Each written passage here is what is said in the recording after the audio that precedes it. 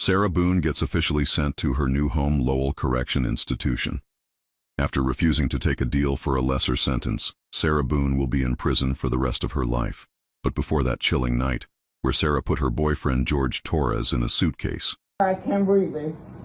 That's on you. Sarah Boone was just the girl next door. All of the people that was in Sarah's life has now came forward and shared their experiences with Sarah. Looking at pictures, you can see the transformation from American sweetheart to villain.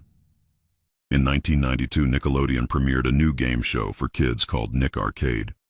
Hosted by Phil Moore, the show consists of two teams of contestants played two initial trivia rounds, with the winning team advancing to the video zone to play against the virtual video game wizard of the day.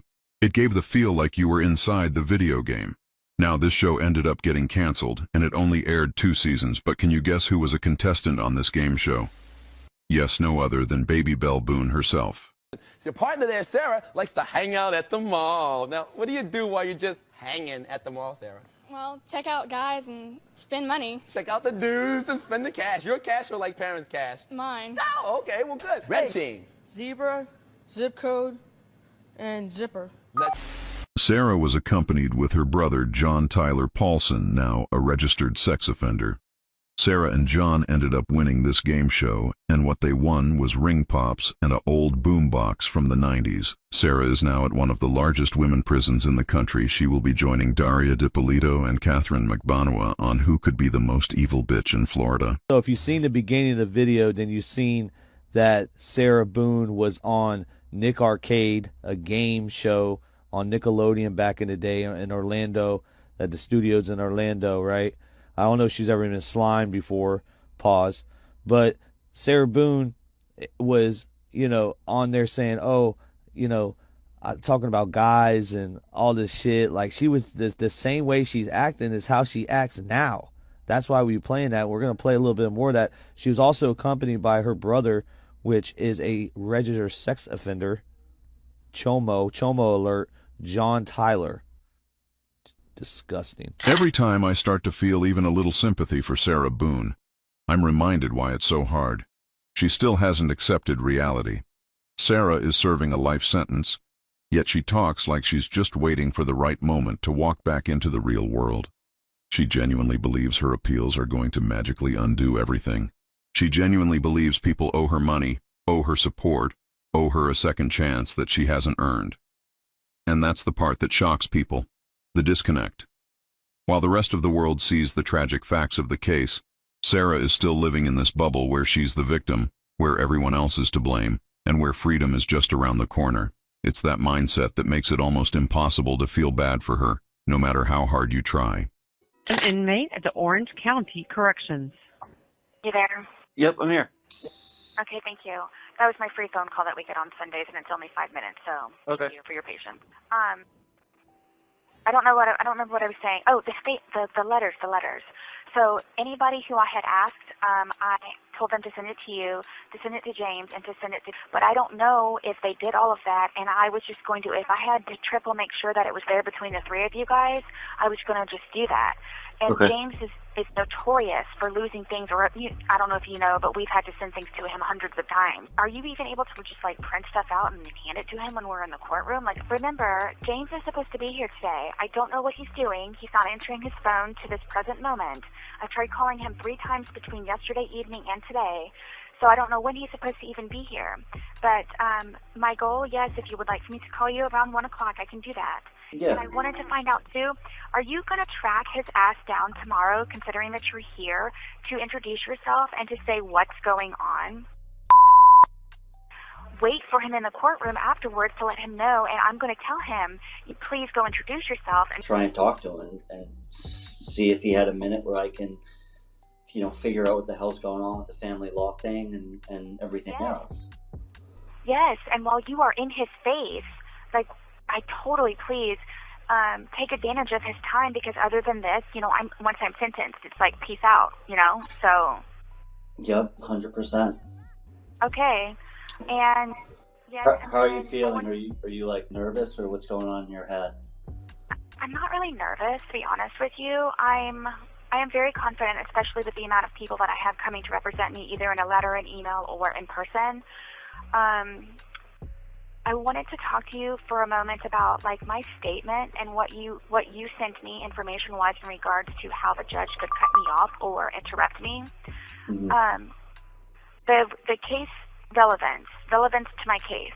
I'm going to talk about forgiveness of George Torres' family, social media, my 3 prior attorneys, both judges, the jury, and myself, the prosecutor and the detectives. So I didn't know if that was too much or whatever, but I read it to Lana, and she was freaking floored and said, don't be afraid of the judge and just keep doing it, because if he does interrupt you, then it's going to be an appellate issue. But I don't want him to stop me in the middle of it, and, I'm on the flow, like getting it, and then him say, you can't read that any longer. So I'm starting off with, it's forgiveness, okay? It's forgiveness. So I'm forgiving, first off, George Torres. And I'm forgiving him for, beating, spitting, raping, beating, all that. I'm forgiving him for all of that, okay? But nothing actually came and brought to light in my actual case, so I made a list of some of the things that he had done to me, and I was forgiving him for, okay? Okay. My second one is going to be, I forgive his family for not intervening, for helping and knowing who he was and what he did, and to throw out there also about Pharrell stabbing the mother of his baby in the side of his head, which, talks about the violence in their family. I mean, it's a split-second blip on the radar. Mm. And then I was going to forgive social media for their insensitivity and, how I am, where I am, and who they have depicted me as, and forgive them for that. And then I was going to forgive the judge for making me pro se, for kicking me when I was down, for, not listening, and basically that's what it is. And then I was going to I wrote about the detectives and their trickery and coercion and, why didn't they take the bloody pillowcase of mine? Why didn't they take the butcher knife and the garden claw? Why didn't they do anything like that? So I'm forgiving them for that. And then the prosecutor, I was forgiving him for his errors during the trial to cause confusion and dysfunction to the jury, which equaled them giving me the sentence that they did. And then the jury I was going to forgive for not understanding and being confused and being hungry and away from their family for 2 weeks, in full capacity. And I feel that it was a rushed decision, and I forgive them for that. And I understand about them being away from their family for 2 weeks and everything else. So, and then I was going to forgive myself for not standing up for myself sooner, for not, distancing myself, not fighting for myself, not doing any of that sooner.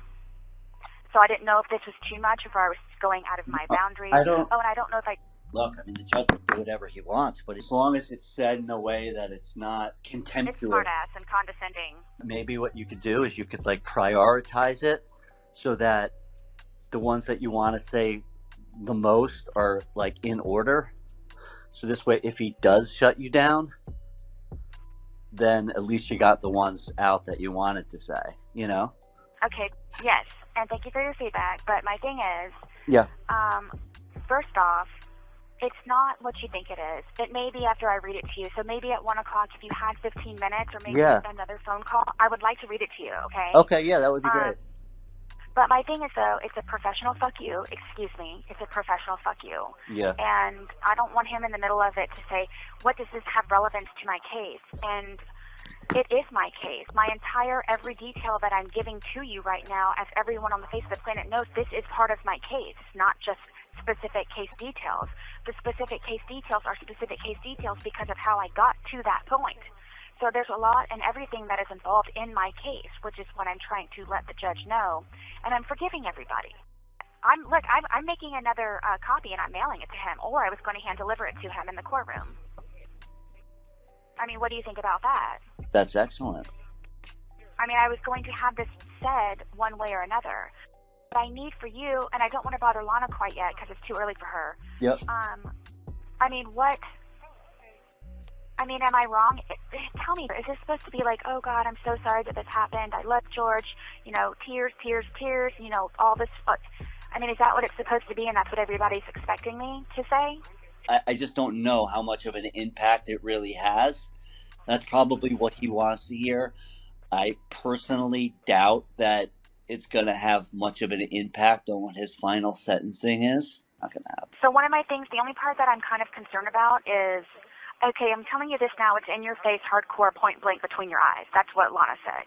So my thing is, though, like, in regards to relevancy, you know, in one of them, I'm forgiving Bankowitz and Hobson and Cashman for taking $46,000 of the JAC money, precious money, to help aid indigent defendants like myself. So I don't want him to say, what relevancy does that have to do with anything? Well, it's part of my case, and it's what I've had to live through. Well, did they take $46,000 specifically for your case, or just? Yes. So all of them went and boo-hooed to the justice system, somebody, and they ended up having a hearing just for me, and supposedly how awful and monstrous and just how terrible I was, and they all asked for $15,000, and Cashman asked for $16,108. So it's all of this shit that they lied about, and then they, in my opinion, robbed the JAC and robbed me of my, you know, precious dollars. I'll just read it to you at 1 o'clock. Okay, read it to me at 1 o'clock. I hope you have a super day, and I will Call talk me to you at here in a little while regardless. Okay? All right, call me at 1. Bye-bye. Thank you.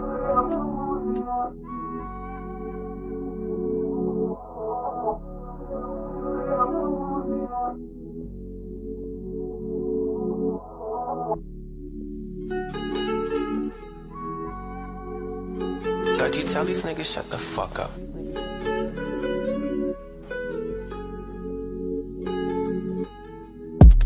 I got drunk and locked myself inside a suitcase. I was looking for the goddamn toothpaste. Sarah Boone is my first mate. That's my first mistake. Yeah, this life she takes. We was both so tipsy. I was screaming out, baby, unzip me, yeah, yeah. She was saying, please don't hit me. Baby, I can't breathe, baby, I can't breathe. You could've let me out, you were just sitting there, drinking on another beer. Yeah, you ain't never cared. Even all these lawyers trying to see the real you. Think about the shit, bitch, I could've killed you, but I didn't. Drunk emotions that I only felt for a minute. I didn't mean to hurt you, baby, I just wanna hit it. But I would never kill you or take you out the picture. I packed myself to heaven and you was the one delivered. Let's talk about the Sarah with the messed up liver. Let's talk about the Sarah that is a bad sister. Let's talk about the Sarah that be staying so spoiled. That's why she can't keep a man or a damn lawyer. I got drunk and locked myself inside a suitcase. I was looking for the goddamn toothpaste. Sarah Boone is my first mate. That's my first mistake. Yeah, this life she takes. We was both so tipsy. I was screaming out, baby, unzip me, yeah, yeah. She was saying, please don't hit me. Baby, I can't breathe, baby, I can't breathe. Sarah Boone gets officially sent to her new home, Lowell Correction Institution. After refusing to take a deal for a lesser sentence, Sarah Boone will be in prison for the rest of her life. But before that chilling night, where Sarah put her boyfriend George Torres in a suitcase. I can't breathe, babe. That's on you. Sarah Boone was just the girl next door. All of the people that was in Sarah's life has now came forward and shared their experiences with Sarah. Looking at pictures, you can see the transformation from American sweetheart to villain. In 1992, Nickelodeon premiered a new game show for kids called Nick Arcade. Hosted by Phil Moore, the show consists of 2 teams of contestants played 2 initial trivia rounds, with the winning team advancing to the video zone to play against the virtual video game wizard of the day. It gave the feel like you were inside the video game. Now, this show ended up getting canceled, and it only aired 2 seasons, but can you guess who was a contestant on this game show? Yes, no other than Baby Belle Boone herself. Your partner there, Sarah, likes to hang out at the mall. Now, what do you do while you're just hanging at the mall, Sarah? Well, check out guys and spend money. Check out the dudes and spend the cash. Your cash or like parents' cash? Mine. Oh, okay, well, good. Red team. Zebra, zip code, and zipper. Sarah was accompanied with her brother John Tyler Paulson, now a registered sex offender. Sarah and John ended up winning this game show, and what they won was ring pops and an old boombox from the 90s. Sarah is now at one of the largest women prisons in the country. She will be joining Daria DiPolito and Catherine McBanua on Who Could Be the Most Evil Bitch in Florida. So if you've seen the beginning of the video, then you've seen that Sarah Boone was on Nick Arcade, a game show on Nickelodeon back in the day in Orlando, at the studios in Orlando, right? I don't know if she's ever been in slime before, pause. But Sarah Boone was, on there saying, talking about guys and all this shit. Like, she was the same way she's acting is how she acts now. That's why we were playing that. We're going to play a little bit more of that. She was also accompanied by her brother, which is a registered sex offender. Chomo alert, John Tyler. Disgusting. Every time I start to feel even a little sympathy for Sarah Boone, I'm reminded why it's so hard. She still hasn't accepted reality. Sarah is serving a life sentence, yet she talks like she's just waiting for the right moment to walk back into the real world. She genuinely believes her appeals are going to magically undo everything. She genuinely believes people owe her money, owe her support, owe her a second chance that she hasn't earned. And that's the part that shocks people. The disconnect. While the rest of the world sees the tragic facts of the case, Sarah is still living in this bubble where she's the victim, where everyone else is to blame, and where freedom is just around the corner. It's that mindset that makes it almost impossible to feel bad for her, no matter how hard you try. An inmate at the Orange County Corrections. You there? Yep, I'm here. Okay, thank you. That was my free phone call that we get on Sundays, and it's only 5 minutes, so Okay. thank you for your patience. I don't remember what I was saying. Oh, the letters. So anybody who I had asked, I told them to send it to you, to send it to James, and to send it to, but I don't know if they did all of that, and I was just going to, if I had to triple make sure that it was there between the three of you guys, I was going to just do that. And Okay. James is notorious for losing things, or I don't know if you know, but we've had to send things to him hundreds of times. Are you even able to just like print stuff out and hand it to him when we're in the courtroom? Like, remember, James is supposed to be here today. I don't know what he's doing. He's not answering his phone to this present moment. I've tried calling him 3 times between yesterday evening and today. So I don't know when he's supposed to even be here. But my goal, yes, if you would like me to call you around 1 o'clock, I can do that. Yeah. And I wanted to find out, too, are you going to track his ass down tomorrow, considering that you're here, to introduce yourself and to say what's going on? Wait for him in the courtroom afterwards to let him know, and I'm going to tell him, please go introduce yourself. And Try and talk to him and see if he had a minute where I can, figure out what the hell's going on with the family law thing and everything else. Yes, and while you are in his face, like, I totally please take advantage of his time, because other than this, once I'm sentenced, it's like peace out, so. Yep, 100%. Okay, and yes. How are you feeling? Are you like nervous, or what's going on in your head? I'm not really nervous, to be honest with you. I am very confident, especially with the amount of people that I have coming to represent me, either in a letter, an email, or in person. I wanted to talk to you for a moment about like my statement and what you sent me information-wise in regards to how the judge could cut me off or interrupt me. Mm-hmm. The case relevance to my case. I'm going to talk about forgiveness of George Torres' family, social media, my 3 prior attorneys, both judges, the jury, and myself, the prosecutor and the detectives. So I didn't know if that was too much or whatever, but I read it to Lana, and she was freaking floored and said, don't be afraid of the judge and just keep doing it, because if he does interrupt you, then it's going to be an appellate issue. But I don't want him to stop me in the middle of it, and, I'm on the flow, like getting it, and then him say, you can't read that any longer. So I'm starting off with, it's forgiveness, okay? It's forgiveness. So I'm forgiving, first off, George Torres. And I'm forgiving him for, beating, spitting, raping, beating, all that. I'm forgiving him for all of that, okay? But nothing actually came and brought to light in my actual case, so I made a list of some of the things that he had done to me, and I was forgiving him for, okay? Okay. My second one is going to be I forgive his family for not intervening, for helping and knowing who he was and what he did, and to throw out there also about Pharrell stabbing his the mother of his baby in the side of his head, which talks about the violence in their family. I mean, it's a split-second blip on the radar. And then I was going to forgive social media for their insensitivity and how I am, where I am, and who they have depicted me as, and forgive them for that. And then I was going to forgive the judge for making me pro se, for kicking me when I was down, for, not listening, and basically that's what it is. And then I was going to write, and then I wrote about the detectives and their trickery and coercion and, why didn't they take the bloody pillowcase of mine? Why didn't they take the butcher knife and the garden claw? Why didn't they do anything like that? So I'm forgiving them for that. And then the prosecutor, I was forgiving him for his errors during the trial to cause confusion and dysfunction to the jury, which equaled them giving me the sentence that they did.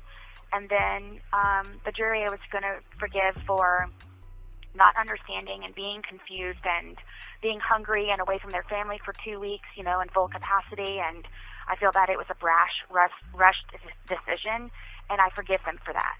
And I understand about them being away from their family for 2 weeks and everything else. So, and then I was going to forgive myself for not standing up for myself sooner, for not distancing myself, not fighting for myself, not doing any of that sooner. So I didn't know if this was too much, if I was going out of my boundaries. And I don't know if I... Look, I mean, the judge will do whatever he wants, but as long as it's said in a way that it's not contemptuous. It's smart-ass and condescending. Maybe what you could do is you could, prioritize it so that the ones that you want to say the most are, in order. So this way, if he does shut you down, then at least you got the ones out that you wanted to say, Okay, yes, and thank you for your feedback, but my thing is, yeah. First off, it's not what you think it is. It may be after I read it to you, so maybe at 1 o'clock if you had 15 minutes or maybe another phone call, I would like to read it to you, okay? Okay, yeah, that would be great. But my thing is, though, it's a professional fuck you. Excuse me. It's a professional fuck you. Yeah. And I don't want him in the middle of it to say, what does this have relevance to my case? And it is my case. My entire, every detail that I'm giving to you right now, as everyone on the face of the planet knows, this is part of my case, not just specific case details. The specific case details are specific case details because of how I got to that point. So there's a lot and everything that is involved in my case, which is what I'm trying to let the judge know. And I'm forgiving everybody. I'm making another copy and I'm mailing it to him, or I was going to hand deliver it to him in the courtroom. I mean, what do you think about that? That's excellent. I mean, I was going to have this said one way or another. But I need for you, and I don't want to bother Lana quite yet because it's too early for her. Yep. Am I wrong? Tell me, is this supposed to be like, oh God, I'm so sorry that this happened. I love George. Tears, all this. Is that what it's supposed to be, and that's what everybody's expecting me to say? I just don't know how much of an impact it really has. That's probably what he wants to hear. I personally doubt that it's going to have much of an impact on what his final sentencing is. Not going to happen. So one of my things, the only part that I'm kind of concerned about is, okay, I'm telling you this now, it's in your face, hardcore, point blank between your eyes. That's what Lana said. So my thing is, though, in regards to relevancy, in one of them, I'm forgiving Bankowitz and Hobson and Cashman for taking $46,000 of the JAC money, precious money, to help aid indigent descendants like myself. So I don't want him to say what relevancy does that have to do with anything. Well, it's part of my case, and it's what I've had to live through. Well, did they take $46,000 specifically for your case, or just?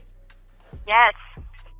So all of them went and boo-hooed to the justice system, somebody, and they ended up having a hearing just for me, and supposedly how awful and monstrous and just how terrible I was, and they all asked for $15,000, and Cashman asked for $16,108. So it's all of this shit that they lied about, and then they, in my opinion, robbed the JAC and robbed me of my, precious dollars. I'll just read it to you at 1 o'clock. Okay, read it to me at 1 o'clock. I hope you have a super day, and I will Call talk me to you at here in a little while regardless. Okay? All right, call me at 1. Bye-bye. Thank you.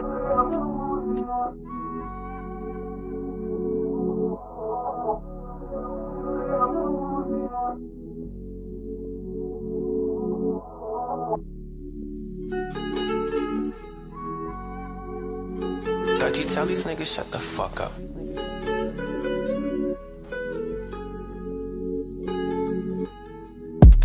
I got drunk and locked myself inside a suitcase. I was looking for the goddamn toothpaste. Sarah Boone is my first mate. That's my first mistake. Yeah, this life she take. We was both so tipsy. I was screaming out, baby, unzip me, yeah, yeah. She was saying, please don't hit me. Baby, I can't breathe, baby, I can't breathe. You could've let me out, you were just sitting there, drinking on another beer. Yeah, you ain't never cared. Even all these lawyers trying to see the real you. Think about the shit, bitch, I could've killed you, but I didn't. Drunk emotions that I only felt for a minute. I didn't mean to hurt you, baby, I just wanna hit it. But I would never kill you or take you out the picture. I packed myself to heaven and you was the one delivered. Let's talk about the Sarah with the messed up liver. Let's talk about the Sarah that is a bad sister. Let's talk about the Sarah that be staying so spoiled. That's why she can't keep a man or a damn lawyer. I got drunk and locked myself inside a suitcase. I was looking for the goddamn toothpaste. Sarah Boone is my first mate. That's my first mistake. Yeah, this life she take. We was both so tipsy. I was screaming out, baby, unzip me, yeah, yeah. She was saying, please don't hit me. Baby, I can't breathe, baby, I can't breathe. Okay? Yeah, I'm good. What's going on? You alright? Welcome back, everybody. We have Sarah Boone, exclusive jail call, prison call recordings. I won't say never before heard because there is a channel that got them first.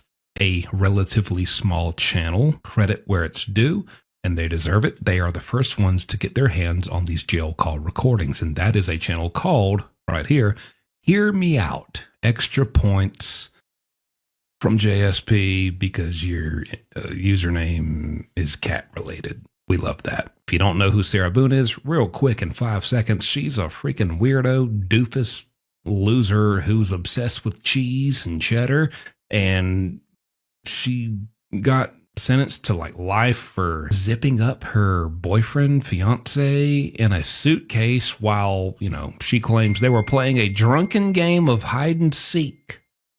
And she found him and decided to zip him up. He was hiding in a suitcase and she zipped him up in there. And then she got so drunk she passed out and died. And ever since she's been locked up, she's demanded cheese. She's done everything she can to get her hands on any kind of cheese. I can't make this up, people. Baby Belle Boone, the Chancellor of Cheddar. She has requested to the court before her trial that she's allowed to have cheddar-related snacks during the trial because her tummy gets to rumbling for cheese. She was caught in jail with an obscene amount. I'm pretty sure it was like half a ton of cheese hidden under her bed. And then when she went on trial, they asked her what she remembers about the night of the murder. And she specifically referenced, went and made myself a bowl of, I believe it was broccoli and cheddar soup.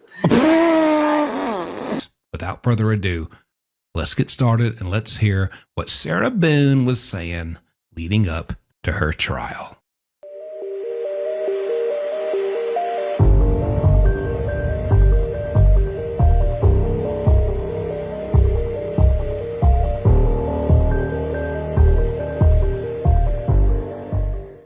At a Florida Department of Corrections institution.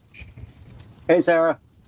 Hey, sorry, I just got back literally like 5 minutes ago, and I wanted to try and get a chance to call you. Oh, okay? Yeah, I'm good. What's going on? You all right? I'm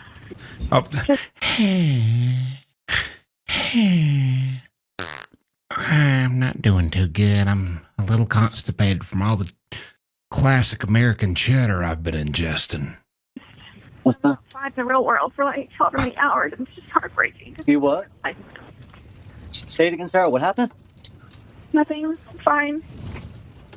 Just I was out in the real world in a real car and saw like fast food places and just life happening and just. I was out in the real world in a real car and we passed by a couple fast food places. For example, Macaroni Grill. I know they have cheese, macaroni and cheese. We passed by McDonald's. They have cheeseburgers. We passed by Cheese Mart. I saw so much cheese. I'm sorry. It's very frustrating, so I just don't feel like walking out and crying all the time. Just, I don't know how much more of this I can take. So I don't know when I could do my surgery. They think it'll be months. So surgery? What kind of surgery does she need? Knee replacement surgery? I mean, knee replacement surgery? What?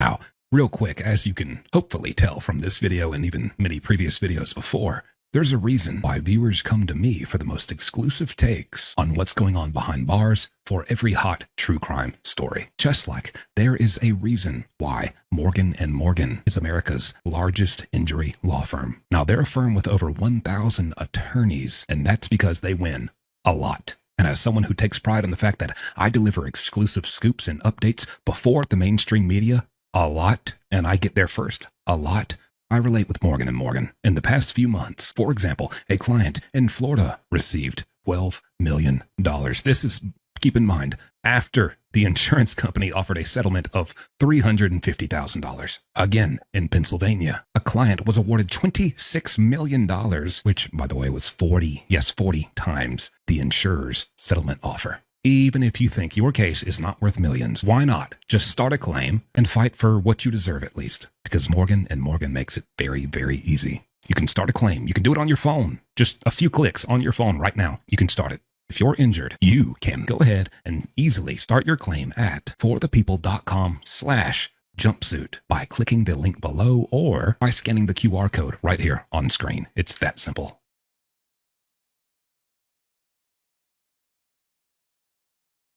What kind of surgery you need, ma'am? Look at your hair. You got Matthew McConaughey called. He wants his style back. I don't know when they can do the surgery. Okay. How does that, who does the scheduling? The hospital or the jail, or they do it together? Well, it has to be approved by Tallahassee, which means that, I mean, the surgeon told me everything, exactly what's going to happen, and then he said he has to send it to Tallahassee, and Tallahassee has to approve it, and it can take up to 7 months to a year, so. My Lord. So I don't know. It's just another thing with a question mark over my head to worry about, so. Okay. And then they moved me out of the dorm, so I'm really stressing about that. They moved you out of the place you got moved to? No, they will, though, when I have my surgery. Oh. They moved me out of the dorm. Wait, they are you telling me they moved you out of the dorm? Well, no, but I mean, they probably will. I don't know. My best guess tells me they will. I had a dream last night that they did, so I think they probably will. Ma'am, shut up. You won't. Listen, I have to tell you this on top of everything else. Like, my pre-trial is May 28th, 60 days from when I originally did all of this. So I have to wait 60 more days. Before she originally did all of this. All of what? What did you do?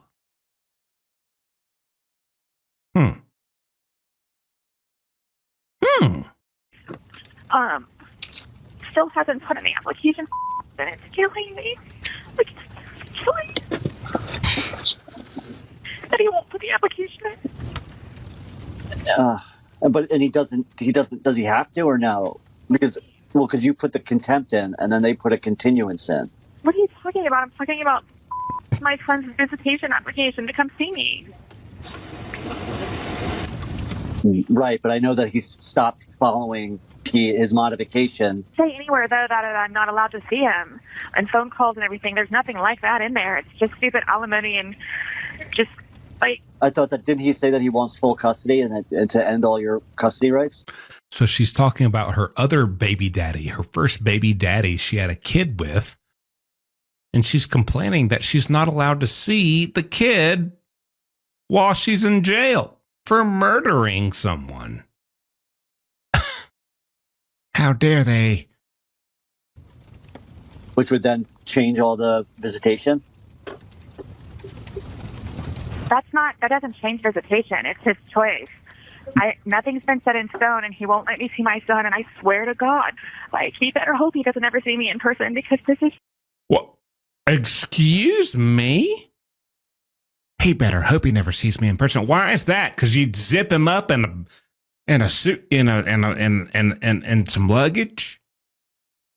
Locked up in luggage. You'd lock him up in some luggage? You'd corner him in a carry-on. You'd lose him in some luggage. You'd seclude him in a suitcase. You'd bury him in a backpack. Ma'am, you're sick.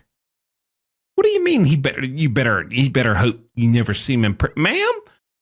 He will grab you by your Ric Flair haircut and slam you to the... really killing me, and I just want to see him, and wants to see me really bad, and just... I'm really going crazy. Like, I really am going crazy. I agree. Really going crazy. Why is it I agree. You are.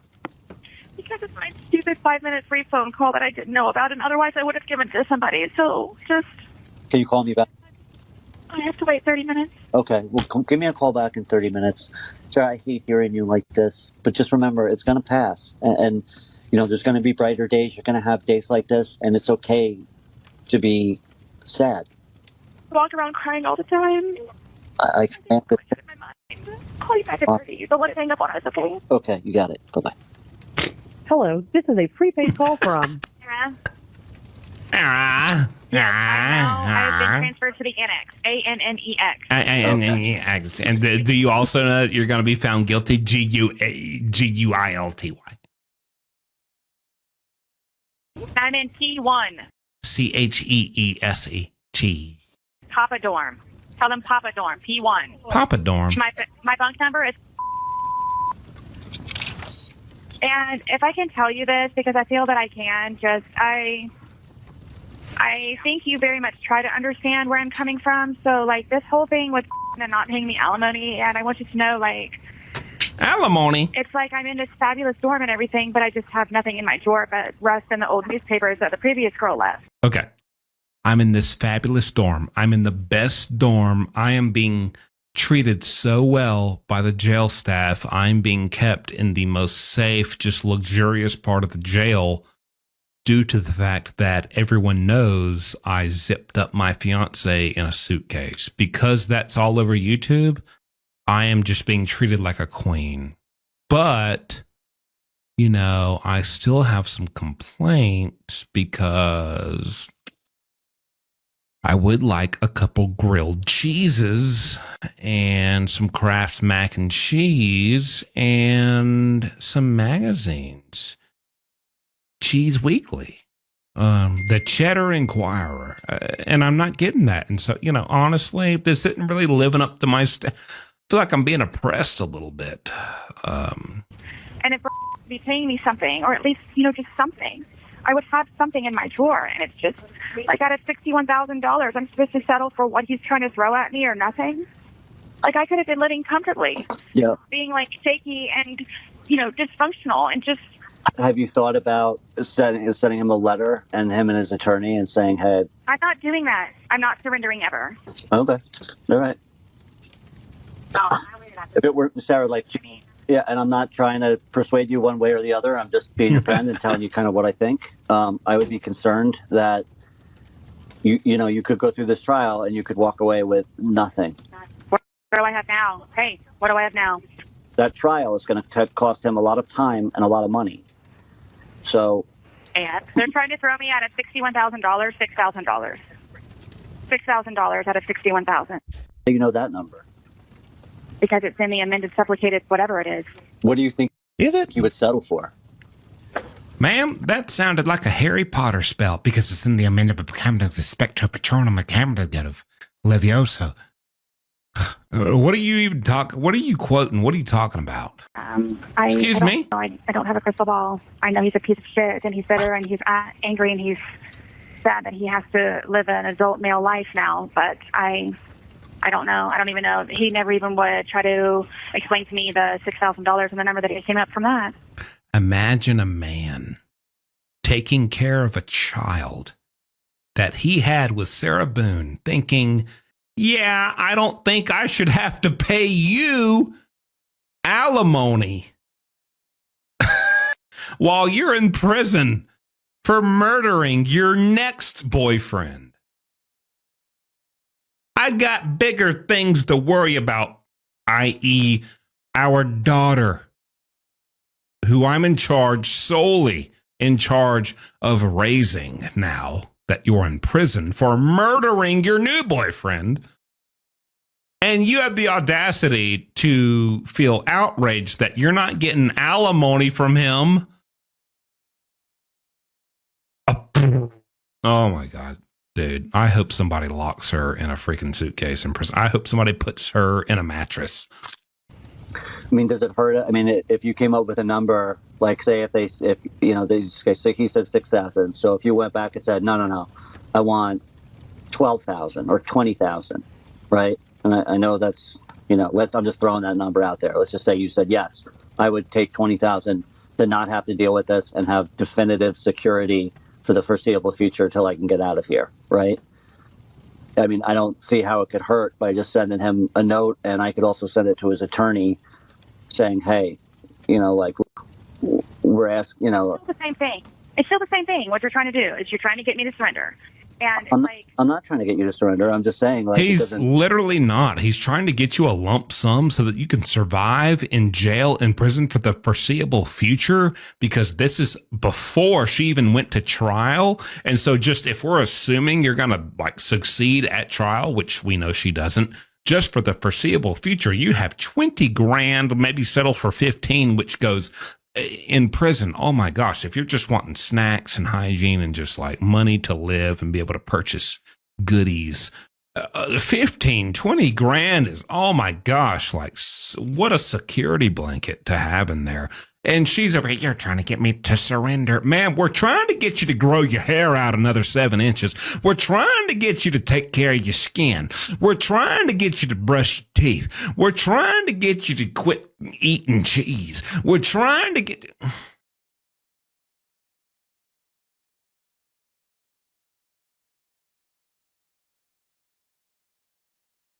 Let's continue the call.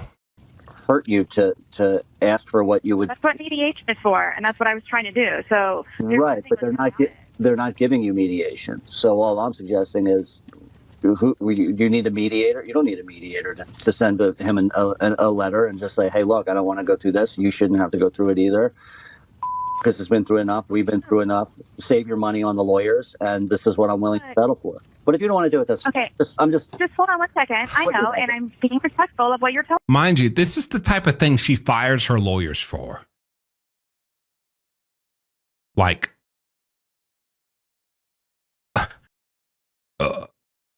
Realistic legal strategies that benefit her, as well as just a sprinkle of common sense. Get rid of him. Get him out of here. I can't deal with him anymore. I hate him. He's against me. This is what she gets rid of lawyers for, mind you.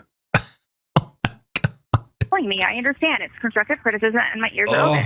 My thing is, though, you weren't on the call with me for the hearing, but they make it seem like is standing there, with his gnawing on the tips of his fingertips, with tears in his eyes streaming down his face, settled, worried out of his mind, and just a blob of insecurity and sadness. What does know about any of this? Is not in any of this. That's why I don't understand why people keep bringing up. He's got nothing to do with it. He just does what Dad tells him to do and then calls it done. Brett just asks if he can come see Mom. Why haven't you filled out my application? And his response always is, I'll get to it when I get to it. Is she talking about the kid? Correct me if I'm wrong. That little pussy's always crying. That little toddler's always got tears in his eyes anytime he sees his mama in a jumpsuit in court for murdering people. What a little bitch. Oh my gosh, I can't deal with how big of a pussy this kid is. Oh, who are you? What are you?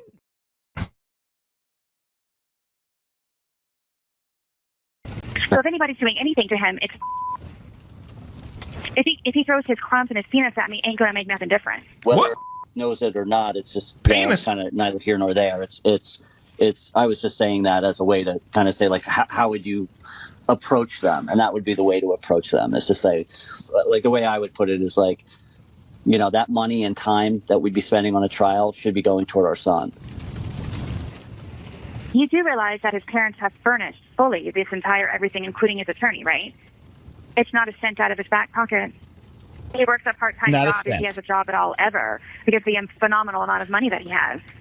You do realize that you zipped up your fiance in a suitcase and drank yourself to death while he suffocated and died. You do realize that, right? While you dreamt of blocks of Swiss cheese dancing around you in a circle, chanting hymnals. Your fiance was dying in a suitcase that you zipped him up in because he thought y'all were playing a harmless game of drunken hide. We got a little drunk. We're going to play hide and seek. We're going to connect as a couple. We're having a good time. This is a little silly, a little childish, but you know what? We're just being silly. We're having a good time. It's all good fun. And then you zip him up and slam like 4 more glasses of wine and start running your nasty little thin, chapped mouth and let him die in there. You do realize that, right? Why doesn't my first baby daddy want my kid to have... Why don't he want me to have custody of that kid? I'm facing life in prison. I think I'm more qualified to have custody of my child than the daddy who's out here working probably a blue-collar job providing for the household. Instilling values in the boy or the girl, I don't know. Who's going to teach her about cheese? He's destitute. Right, and he's destitute. To make sure that Lucas is put on a pedestal and tried the young man that he is. It's a bunch of shit. So that's not the only argument. The other argument is they're saying, like, you don't need it. Right. And your argument is, well... I could have had my effing storage in it. I was thinking of which, before I forget, please, did you get my durable power of attorney yet? I have not received that yet, no. You've checked your mail? Yeah. Okay. Oh, she's about to fire him. And then also, I was thinking about this shackled and She's gonna anything for fire my him. wrist. You should see my wrists, how cut up they are from them putting the damn handcuffs on me for 8 hours too long. Man, I don't care how cut up your wrists are. Look at your hair. I need you to assess your haircut. Your hair, ma'am. Your hair, Bradley Cooper, Matthew McConaughey. What am I supposed to do? What am I supposed to do for this financial affidavit? What am I supposed to do? Because I'm the one who tried to initiate it, and it seems like it was. And so now, how do I do my part and make sure that he's doing his? The judge ordered both of us to submit a financial affidavit. Oh, okay. Well, I think your financial affidavit is basically just saying exactly what you have. You know, it's just basically... There's an actual legal document for it. We had to do it during my divorce. Okay. Well, I mean, that's probably a pretty simple thing to find online. And the short answer for you is going to be a bunch of zeros, right? I mean, you don't have anything. But my thing is, so too... She's got cheese? Something that the judge is supposed to supply, like, how... Cheddar cheese? When he's submitting his, like, this is how it's very difficult for me, and it makes me so anxiety-filled frustration, is it's something where... Look at that. It makes me so anxiety-filled frustration. Ma'am, that's not how you use English, please, for the love of God. You've been eating too much Gouda. You know, somebody needs to instruct me on how to do this, and, like, how will I know when Brian submitted his? Can you go on the clerk of the court's website and see at least what's been submitted? I mean, I know, hopefully you can't people can't open them. Like you, I believe you could because you're my durable power of attorney. But can you see what's been filed? Like if he submitted it, I'm going to do it today, if not tomorrow. But you have to understand, I have no... Look at this. Look at my mouse, my cursor. I just want to point out I'm counting 1, 2, 3 crevices of cheese-filled jaw fat. And these lips look mighty dry. My Lord. And look at that hair. Oh, yeah. Oh, yeah. I tell you who'd be jealous of this hair. I tell you, Lois from Malcolm in the Middle. I'm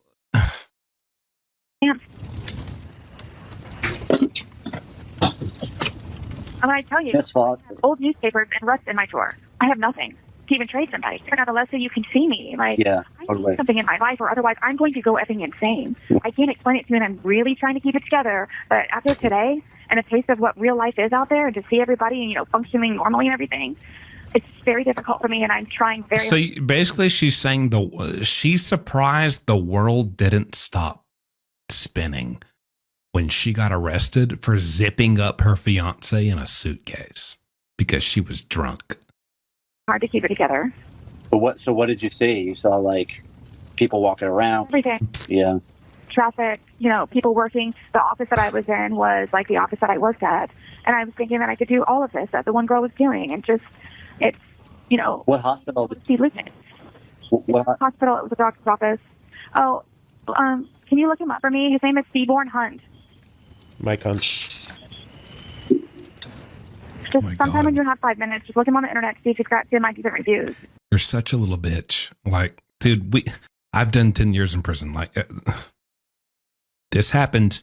You go on a prison bus, you go on a ride, that's like the good part of it. After so many years, you don't see the outside, and you get to go on a bus ride and get to see cars and a McDonald's, and you pass by a Walmart and people are carting their groceries, and you're like, oh my gosh, like this is real life. Like that's what's out there. And it's like it kind of reminds you appreciate the stupid little things that never mattered to you. And take note, citizens who have not been to prison and are not going to prison, there are inmates who drive by on this bus and they see you going about your mundane, petty, normal, nothing special lives as you see it. And they are envious. It just fills them with a burning passion. Oh my gosh, what I would give to be able to walk into a Walmart and have $50 in my pocket and just select what I want.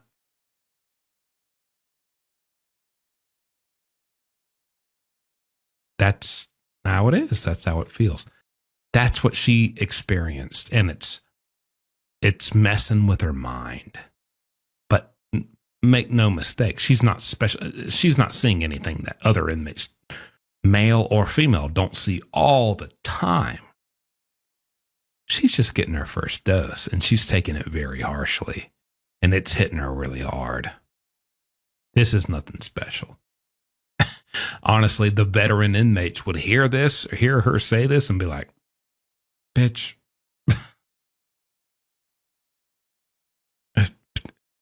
comb your hair, okay? Like, get yourself together. Like, what do you think this is, man? This is prison. Yeah. It's going to hurt when you see people going about their day-to-day life because you're in here hiding cheese under your bunk bed and getting caught with it. Yeah, it sucks. Shouldn't have killed your husband. Please. His name is Seaborn. First name is Seaborn. His last name is Hunt. H-U-N-T. That's a pretty cool name. And I have to tell you too, like, everything reminds me of, like, everything reminds me of. It's like the devil, man. It's just like everything reminds me of. So it's just. Oh. You know what it is? It's like. What is it? has to go and. It's just like, oh my God. Hey, you know what it is? Yeah, you're a sociopath. You just literally changed like drastically changed intense emotions on the split of a freaking dime. His room away from in order to talk to me, and then last night, You know what it is? really good conversation, and he's like, "Mom, call me back in 30 minutes." So then my stupid self called back in 30 minutes, and nobody answered. So I called. Oh my God! And I called. Oh no! And I called for like 6 hours. God forbid he's driving, or he's in the checkout of Walmart when you called. God forbid his bank called him to talk to him about, a fraud charge. God forbid his niece called him about asking if he'd come to the homecoming to escort her. God forbid he has any type of life going on. But when you called approximately on the dot 30 minutes later, he didn't answer, and that broke your heart. My Lord, you better learn your place. You are nothing. I will let you. It's not because you're Sarah Boone. It's because you're an inmate. And now you're in prison. You are at the mercy of every fucking body you could ever contact. You are on their time, their terms, their life, their situations. Nothing you have going on matters. You better build your life around everyone else's if you hope to call them and gain sympathy and any favors, whether financial or anything else. You better humble yourself. She can't do that yet. She's still firing lawyers at this point for not following her genius plan that ultimately got her life in prison. Hours afterwards, and nobody answered. So I don't know. I don't know what's going on or why they did that, but I'm pretty sure. Why? You don't have to answer the phone. Jeez. Cheddar. To the phone, so he did it. Kraft American singles. Over a 6-hour period. You guys don't get it when I tell you this, and I'm so tired, and God bless you. I'm so fucking tired if I told you for a moment. I know how vindictive and vicious is and can be, especially with money and parents and resources behind him. So I know that this is what he's doing. He's probably encouraging, so just don't pick the phone up. You don't have to. There's nothing she can do about it. There's also nothing you can do about the fact that you're going to get life in prison for murdering your fiance. You don't understand how vindictive is. That he has said to me on the phone in front of how he used to make me feel when I was married to him. I was married to him. Their family. And now I'm in prison, where they can all clap and do backflips and double high-five each other. God, he spent $2,000 on a fucking bidet. Do you understand that? Because he can't wipe his ass properly, he bought a bidet. And then nonetheless, his bathroom was so filthy, he bought a bidet. He wants his booty hole clean, so he bought a bidet. Can you believe that?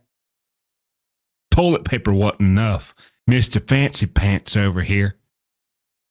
Mr. Holy Moly. Mr. Holy Hole. He bought a bidet to splash up his booty.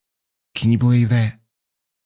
He's too good to walk around like the rest of us with just a little bit of residue hanging on the rim and streaking our underwear just a slight bit. That will come off in the washing machine, so no harm, no foul, but still, it does rub off just a slight bit. He's too good for that. He's got to clean it all up right there and then. So he bought a bidet. Can you believe that? Jeez. And I'll never forget, like, Mom, I hate that he uses my bathroom when he has his own bathroom and won't clean it, and nonetheless bought a bidet that hated. $2,000 on a bidet, but couldn't pay me alimony? Not even $25. Hell, give me 15. Just throw me something. Well, let's be real. What are you going to do with alimony? Buy wine by the box? More wine to get more drunk to where I more quickly reach a state to where I will murder a man that I'm having sex with. I mean, he's basically funding your progression to a mindset where you kill men? Day. And then told me about it. Does how much does his parents give him a year? Between $250,000 and $500,000. A year? How does that? Why do you think that they married to him for so long? You sure about that? How does that money come? Wait, what? Whoa. He's Whoa. A year? How does that? Why do you think that they married to him for so long? She said his parents give him $250,000 to $500,000 a year. This guy can't believe it. Are you sure? Wait, whoa. Are my numbers correct? Is my math? Are you sure? Like that? Why? What makes you think they give him that much per year? Did you hear what she said? Let's rewind. Between $250,000 and $500,000. A year? How does that? Why do you think that they married to him for so long? Why do you think I stayed married to him so long? This stinky little short-haired bitch. She stayed married to the man that she's demanding custody of a child from and alimony from solely because he was given so much money by his parents. That's the sole. She just admitted, I only stayed married to him for so long so that I could find a way to steal this money from him and benefit and siphon these finances off of him.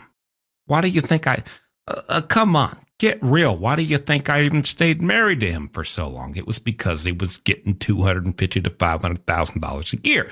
I needed a lot of money for hair treatment so that I could keep my little, I'm not going to say it.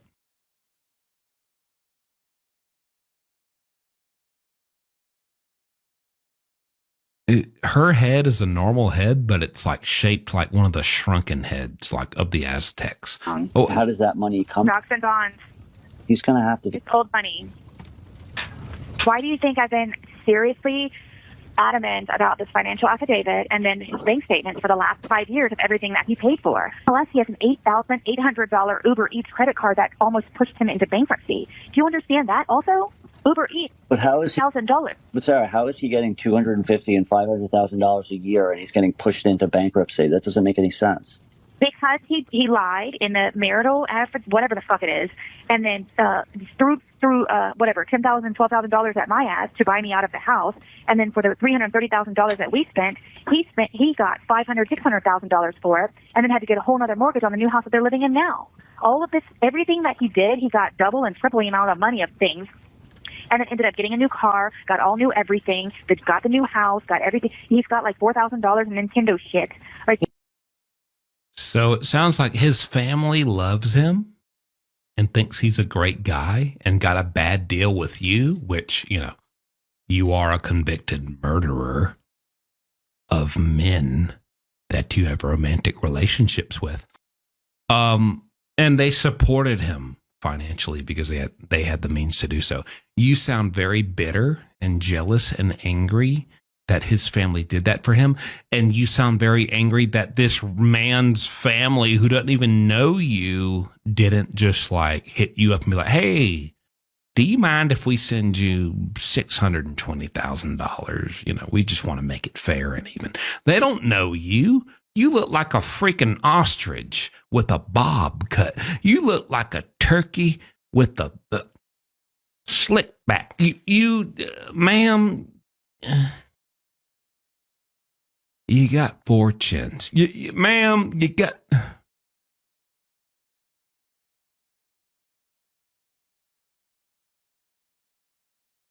don't understand. Yeah. Buys. Right. Some pretty big windfalls with the equity in the house. He's got his parents who are giving, you said, around $250,000 to $500,000 a year.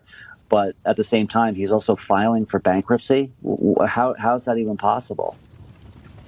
This was something that Lana told me, I don't know, however many years ago, but she even forwarded it to me on my tablet at county, where it stated that, I don't know if it was bankruptcy, but it was something where he was the creditors were after him over an almost $9,000 credit card with nothing but Uber Eats on it. Maybe his parents have stopped supporting him. I don't know. I just know that he's got $2,000 to spend on the bidet, $2,000 to buy plane tickets for a trip. How dare he spend $9,000 on Uber Eats? I mean, yeah, I murdered my current boyfriend by suffocating him in a suitcase. But, I mean, screw that. How dare he spend $9,000 on Uber Eats, which honestly, sir, from me to you, how dare you? But no, genuinely, if that's true, how dare you spend $9,000? What are you ordering? What's so good? What's so tasty? I'll do a food review. What were you getting that you couldn't resist? But no, but the fact is, shut your freaking mouth. Shut your hair. Shut your hair, Cheese McGee, Cheesy, Mrs. Cheddar. You killed your fiance. They never took, $4,000 in, Nintendo stuff and VR, and they go to movies and they go out to eat all the time. Just they're living large. They're living large. Okay. They play a few games on the Nintendo. They go out to eat at Buffalo Wild Wings, and then they've gone to see a movie or two in the theater. They're living large. They're living large. Hollywood. Sounds like a normal. He bought Mario Kart and then Mario World on Nintendo Switch, and then he had the audacity to go out and him and 3 buddies went to Sticky Fingers and got some buffalo wings, and then they went and saw the new scary movie in the theaters. They're living large. They're just out there living like a bunch of kings. Living it like royalty out here. Ma'am, that kind of sounds like your average American. Can you ask, I don't know, who's the regular attorney? Can you ask, is this something that the court furnishes, or how do I submit this?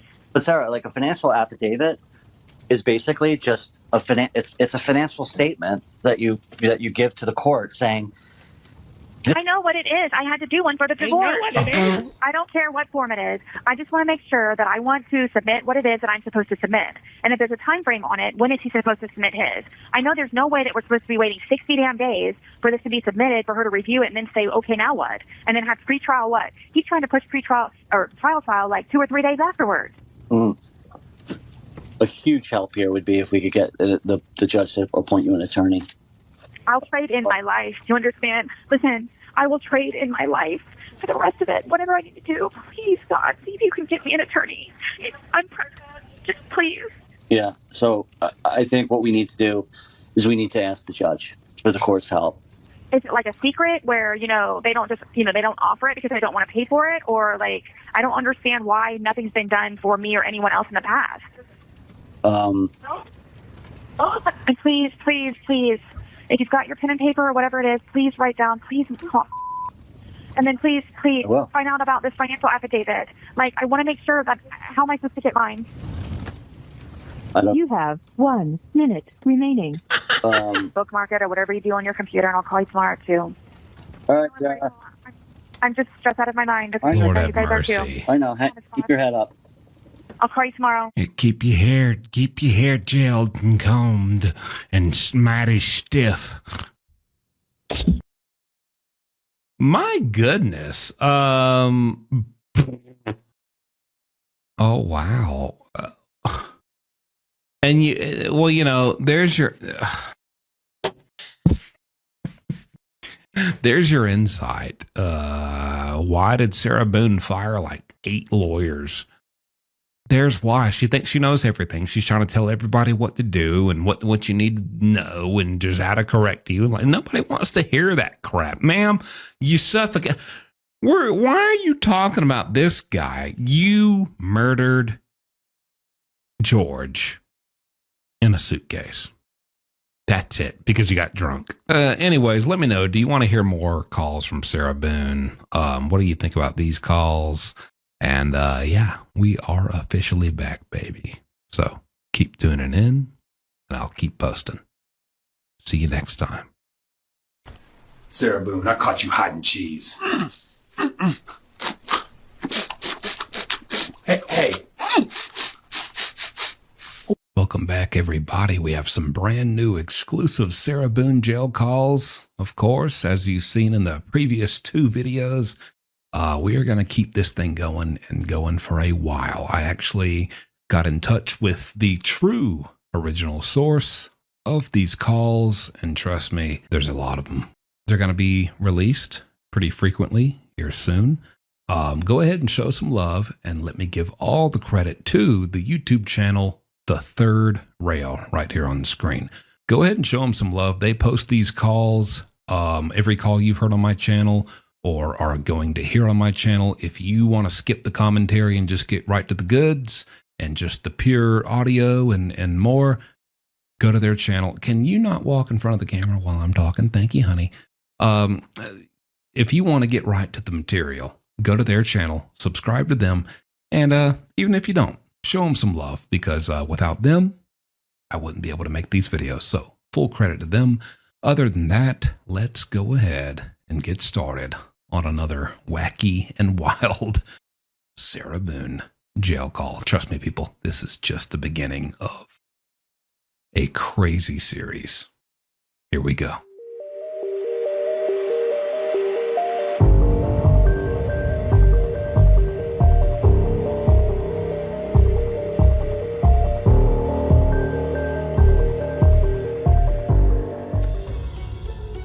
Welcome back to the Boondoggle Tapes, a collection of recorded phone calls, emails, and journal entries of Sarah Boone, convicted of murdering her fiancé by zipping him up in a suitcase and leaving him to die.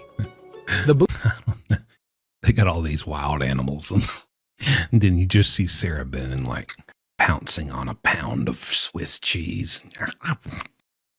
Boondoggle Tapes are meant to spark real conversations about justice, incarceration, and mental health. You are joining us on July 11th, 2025 in Ocala, Florida at Lowell Correctional, one of the country's most notorious women's prisons. Look, there's Sarah. In today's call, she's getting attacked. She's getting bullied by all the inmates. They're swarming her. That's Sarah. This is real CCTV footage of Sarah, the Chancellor of Cheddar, Boone, getting attacked in prison. Between Sarah and the people helping her to meet a deadline for her family law case. Buckle up and enjoy. I will. This call is from a correction facility and is subject to monitoring and recording. Hello? Hey, Sarah. Are you available? Listen, I just saw your emails. I lost my window to get this done for you. What do you mean? Well, I can't. I don't have the time to like. I put all the pages together that you wanted sent. Then I started. Sarah, do you own pants? You should probably put them on.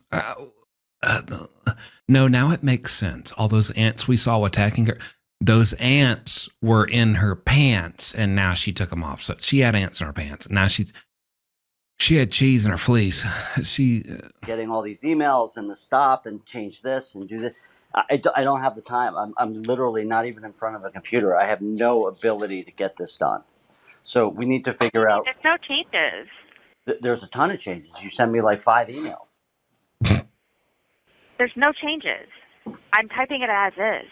It's just straight copy. So for a little context for those who don't know, I'm sure a lot don't know because I'm just now learning this. The Third Rail, the people behind this channel, they were in contact with her.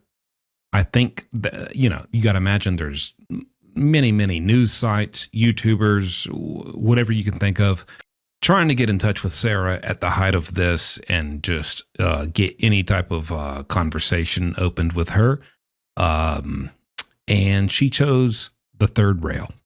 And they have a ton, no, trust me, a ton, like a lot of phone calls recorded with her for the purpose of making a documentary about the Sarah Boone case. Now, that doesn't mean that they certainly weren't doing this to be in favor of her or, try to spin this in a way where she's innocent. But you got on, as we know with Sarah, she'll fire you quicker than Trump on The Apprentice. You're fired. You know, she'll fire you off top. So you have to come with a basic demeanor of, oh yeah, you just tell me oh my gosh, this is awful for you, to open up that trust and transparency, hopefully, with her. And so that's what the team was really working towards. And they spent a long time doing that, from my understanding. And then in this call, it sounds like this is the call where they're just like, you know what, lady, I can't even deal with you. Like, I see why you went through 15 lawyers. Like, you're just insufferable. Anyways. And pasting. No, I don't have time, Sarah, to go in and like take the sections and put them in. I'm not even near a computer anymore. I have no ability to do it. Zero. So I don't understand. I told you that I had time to do this yesterday and this morning, and I don't. I'm done. I can't do it. Yesterday I thought it was because you were out of commission for whatever you were working on. Yeah, exactly. Why you wanted to call you today at noon. That's exactly right. I don't have the time to do it. Because you were working on something. That's why I thought yesterday was, and then that's why I've been sending it to you in the parts that I've been trying to explain to you. It's uniform order, 11 pages. Just hang on a second. Okay. I'm putting up my computer. Get her. Like, I don't, it's just. I got supplemental proceeding, page 2, page 3, do not send, alimony. Now there's like a page 6. I mean, for me to sit down and do this right and get this figured out for you correctly is going to take time. It's not. You're overthinking this. I am When not. you had sent me your message yesterday, yes, you are, please. Yesterday when. The queen of overthinking things is telling this man with a life that he's overthinking things. Can you imagine being him? I'm interested in just gathering content to put together just a basic timeline, neutral story of what happened with the Sarah Boone and George suitcase crime. And this woman, who has gone through like 21 lawyers, harasses him to the point where he's like, you know what? Screw it. I don't even want to make the documentary anymore. I want to go watch some basketball. The Final Four is coming up. I think I'm going to go watch the Super Bowl. I'm sick. I can't do this anymore. I'm going to find a video game to get into. Like, I anything but talk to you. Like, you're insufferable. Like, can you imagine how many times a day Sarah has tried to call him? Oh, man. Oh, boy. Now, real quick, as you can hopefully tell from this video and even many previous videos before, there's a reason why viewers come to me for the most exclusive takes on what's going on behind bars for every hot true crime story. Just like there is a reason why Morgan & Morgan is America's largest injury law firm. Now, they're a firm with over 1,000 attorneys, and that's because they win a lot. And as someone who takes pride in the fact that I deliver exclusive scoops and updates before the mainstream media a lot, and I get there first a lot, I relate with Morgan & Morgan. In the past few months, for example, a client in Florida received $12 million. This is, keep in mind, after the insurance company offered a settlement of $350,000. Again, in Pennsylvania, a client was awarded $26 million, which, by the way, was 40 times the insurer's settlement offer. Even if you think your case is not worth millions, why not just start a claim and fight for what you deserve at least? Because Morgan & Morgan makes it very, very easy. You can start a claim. You can do it on your phone. Just a few clicks on your phone right now. You can start it. If you're injured, you can go ahead and easily start your claim at forthepeople.com/jumpsuit by clicking the link below or by scanning the QR code right here on screen. It's that simple. You sent me my message saying that you received page 2 and 3 and that you're going to put it together and send it. You can't, that's what I was sending those to, is don't send it because that's just one section out of like 5. I just didn't want you to send one section and then there's others that needed to be sent after I had sent it to you, letting you know that on the phone and in a message previously. But like, that's why I'm just sending it to you what's straight the copy and paste. This is so fucking confusing. 4C alimony. Okay, so I just got this one. So this has to be in there too? Like, I'm not, like, I don't know if you had a bad day or what's going on. Like, this is why, like, It's probably not worse than yours right now, ma'am. However bad as they might have been. But look at her. My stylist told me it'd be a good idea to cut my hair above my earlobes. it's straight copying and pasting. Like, everything is in order as it is. I understand that, Sarah, but I don't have even the time to do that. Like, even the copying and the pasting, and then I literally don't have the time. But I'll tell you. So I don't understand then why you kept telling me to send it to you and that we were going to get it out this weekend. So I didn't say we were going to get it out this weekend. You did. You said Sunday, hopeful, and then if anything, Monday. So here's what I'm going to do. I'm going to tonight. Sarah, you're screwed, okay? Comb through all of this stuff and put everything together, okay? Not even finished. I have like 4 other sections that I have to send. That's the problem. God, I bet you do. I have very brief windows of time where I can get this stuff done. Like, okay, so when do you think you're going to be done? Let's start there. You came up and proposed the deadline of Sunday. So I have been working literally from 7 o'clock. Let's just stop talking about that. Let's just focus on what we're going to do and focus on how we're going to. Well, I've been working around what you had proposed, and that's why I had been working my butt off. Let's refocus. My question was, when do you think you'll have everything? What do you mean you've been working your butt off? You didn't have a butt to begin with. But rebuttal. You didn't have a rebuttal to begin with. There's no rebuttal to what you've been charged with. That's what I meant to say. Sunday. You'll have everything done by Sunday. Okay. You have to understand, which is what I'm trying to help you understand, so you're not so fractious about all of this. No, I'm not fractious at you. I'm just fractious because I think no matter how you feel about this, I just think it's it's interesting and insightful, because all I'm saying is you form your own opinion, make your own decision. What you're getting right now is a very rare, exclusive glimpse into exactly what she was doing and how she was communicating with her lawyers. All of them that she fired and complained about and asked for new ones, and then fired and complained, and then fired and then complained, new one and then fired and complained.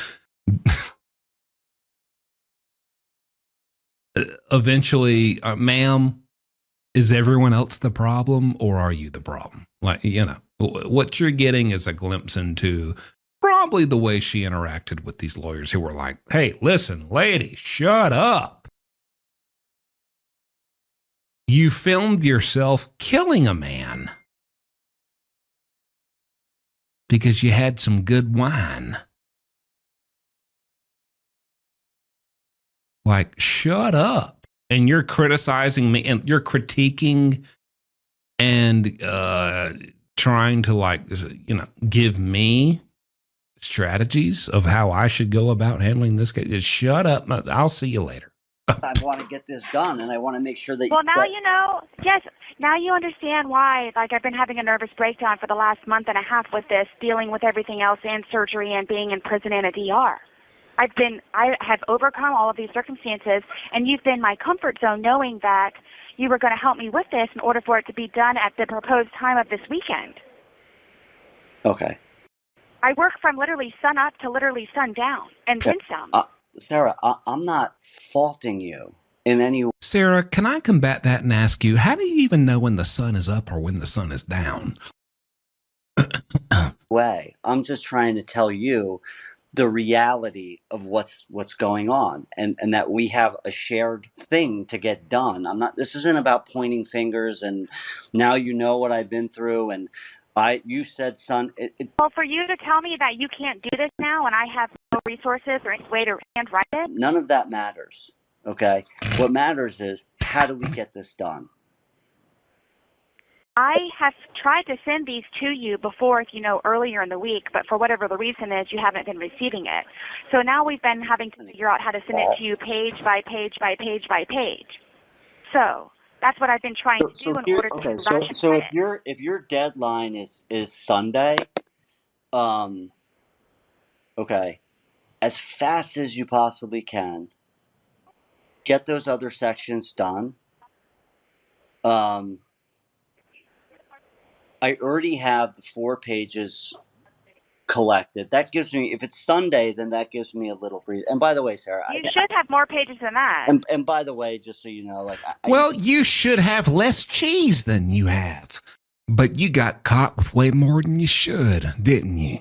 Life happens, okay? Mistakes are made. Never said that Sunday was the deadline. I was always, or there was miscommunication, because I was always under I'm have a very, very, very tight schedule, and I'm pretty aware of when I can do things and when I can't. And I was expecting everything to get, buttoned up and nailed today, which is why it's like. Wow, man. I don't think you remember what you tell me, and I have said this to you before, where you told me, you said, no, the latest would be Sunday and we'll get it out on Monday.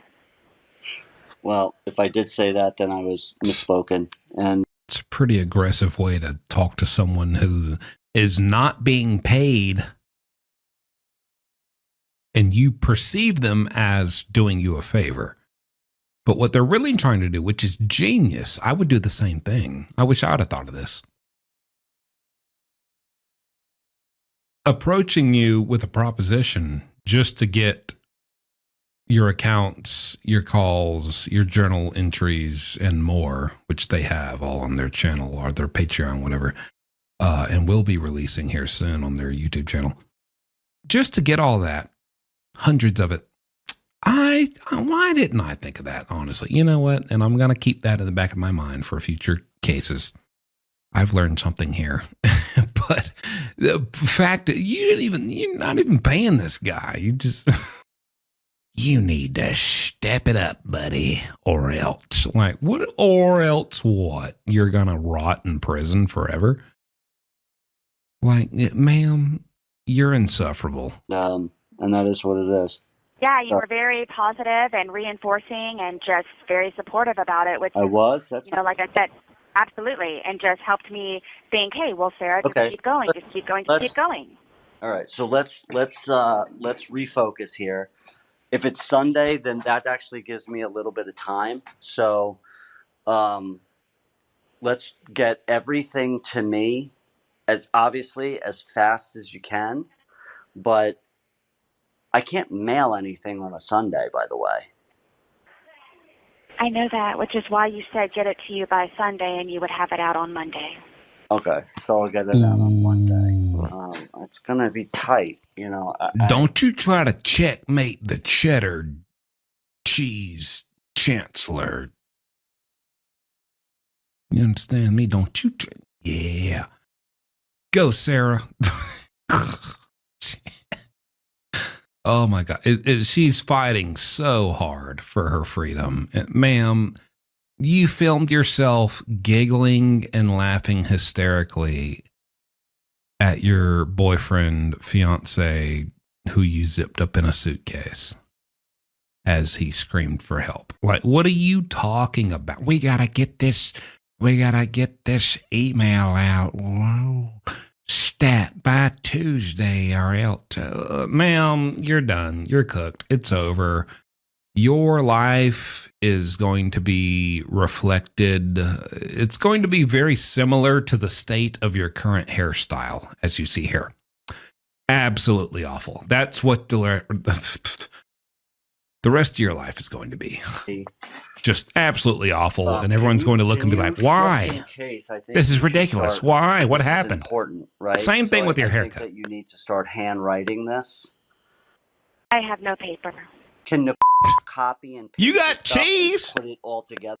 Take your little teeth and carve the words into slices of cheese. You got cheese. You might not have paper. I know you got cheese. You got cheese. You hiding cheese somewhere. In one document, and then you I've guys. been trying to talk to her for 2 days with no response. She's not responding to you? 2 days. Can you believe it? Her and her husband had an anniversary and they went out on a date night and then they stayed in the next day to watch movies and really reflect on their relationship and their appreciation for each other outside of their careers and just everything else. And so during those 2 days, I didn't hear from them. Can you believe it? Can you believe the audacity? Like, you don't know what anybody has going on. Shut up. Just because you got nothing going on, you're over here scavenging for cheese, you little cheddar vulture.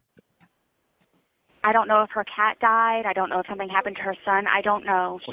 Okay, we're not going to talk about dying cat. All right, now, okay, if there's one way to really make me hate, oh, wow, you stinky piece of cheese. In Australia. Still pissed off at you? She was never pissed off with me in the first We're not going to place. manifest She went back and said it was just a cats dying, okay?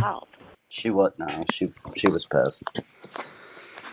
She was definitely pissed. She sent me an email. But regardless, like, what's wrong with you? Seriously. Like, I don't know if it's like, I don't know what it is that I've done, but all of a sudden, like, I don't know. Like, 1 minute, like, you're incredibly, like, uplifting and positive and everything else, and it's just like, I can't do it now, and then I don't get it. I am not trying to give you a hard time. I'm trying to accomplish a goal with. She's so insufferable. Oh my gosh. She's so just, oh man, you just got to like turn around and walk away from her. She is so just, oh my gosh, just quit talking. Oh my gosh. And I'm just trying to explain to you, like, I'm worried that I'm not going to be able to get this done for you. Like, I'm not Superman, right? I can't like pause time and all that. So I tried to explain all of this to you, I don't know how long ago. I don't know how long ago. You've seen the uniform order. You know what the expectations are, which is why I've been trying to reel through it. So my thing is, I don't understand now why all of a sudden at the last minute that it's a problem. And I understand that you have things that you are doing, but you should have said so a long time ago. So I should have actually just, like I said in one of my messages that you probably didn't read, start mopping floors and making beds so they can have pen and paper. Literally working on this from sun up to sundown 4 days. I'm not faulting Sarah. I'm not faulting you. I'm saying that good. You should be. This is your kid. I mean, fucking A, I would be doing the same thing. And I'm on your side. I'm not blaming you. I'm just telling you, like, hey, it doesn't matter if there was miscommunication or. And by the way, from everything I've heard and behind the scenes, I believe the third rail, when he's I'm not blaming you. I'm not, this is, listen, if I was him, I would say the same, unless I just wanted to ruin it all and just end it all for some moment of me being like, screw you, Sarah, you suck. Yeah, you dummy, you cheese, cheddar. Then you'll never talk to her again.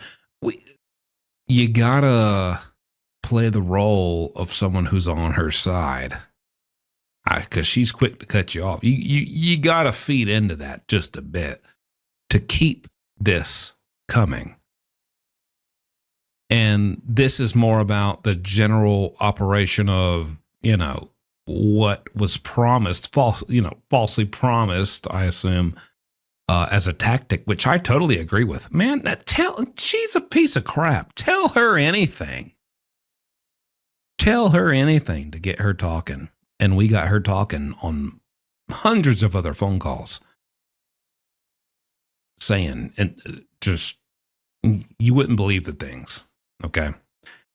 It's all worth it. Trust me, people. It's all worth it. You got to play the role. You can't just, you got to feed into it here and there. So just, there's a little context. Or if I said, yeah, we're going to get this done, and I was being positive, and now I'm worried, and you're taking that as though I'm like, oh, Peter should have told me this a while ago. You know, that doesn't matter. This was just day before yesterday. That's why I'm thoroughly confused how one minute you're like that and then today you're like this.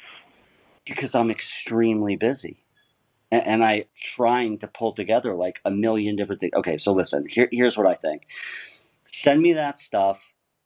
I'll have to figure it out. There's nothing for you to do other than please, which is what you promised. Well, can't cut and paste. Oh, because she's not talking back to you.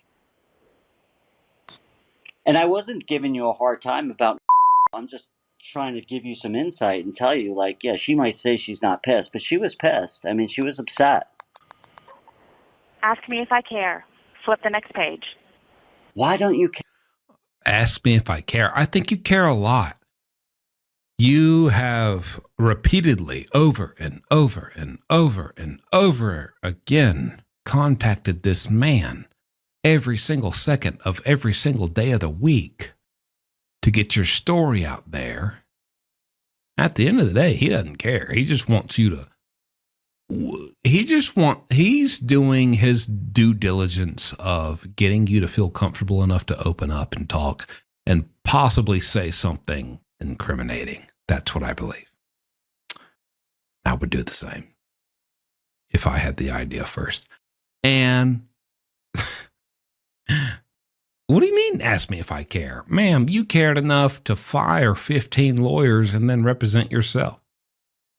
And then your star witnesses were big old Berthas who you did time with they had teardrops tattooed under their eyes, who were like, yes, Sarah was always a real good cellmate. She shared a couple bats of ramen noodles with me. There's no way she'd kill nobody. She offered me some chicken noodle ramen.